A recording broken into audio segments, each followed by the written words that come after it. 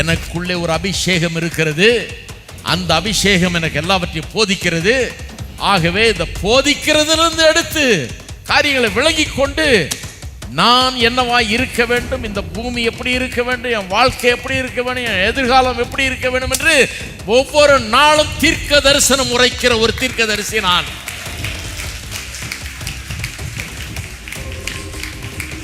நீங்கள் தான் உங்களுடைய வாழ்க்கையின் தீர்க்கதரிசிகளாக இருக்கிறீர்கள். நிறைய பேருக்கு நம்ப முடியல. ஐயோ என்ன அப்படி சொல்லிட்டாரு? நீங்க தாங்க வேற மாதிரி தீர்க்கதரிசி.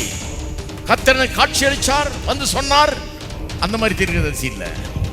இது என்ன மாதிரி தீர்க்கதரிசி? எனக்குள்ள ஒரு அபிஷேகம் இருக்கிறது, எனக்கு எல்லாவற்றையும் போதிக்கிறது, சகல சத்தியத்துக்குள்ள நடத்துகிறது. சகல சத்தியத்தை நான் அறிந்திருக்கிறபடினால் எனக்கு இந்த அபிஷேகம் சொல்லுகிறது, எனக்கு இந்த அதிகாரங்கள் கொடுக்கப்பட்டிருக்கிறது, நான் இதையெல்லாம் மாற்றி அமைக்க முடியும்னு சொல்லுகிறது, நான் வெற்றி பெறக்கூடியவன் என்று சொல்லி இருக்கிறது, என் வாழ்க்கையை தலைகீழாக மாற்ற முடியும் இந்த அபிஷேகம் சொல்லுகிறது.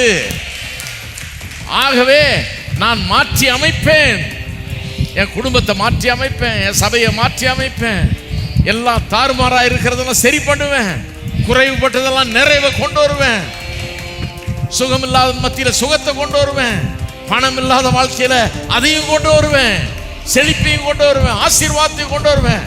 எல்லாவற்றையும் செய்ய கிறிஸ்துவ என்னை பலப்படுத்துகிற கிறிஸ்துவனால எல்லாவற்றையும் செய்ய எனக்கு பலன் உண்டு.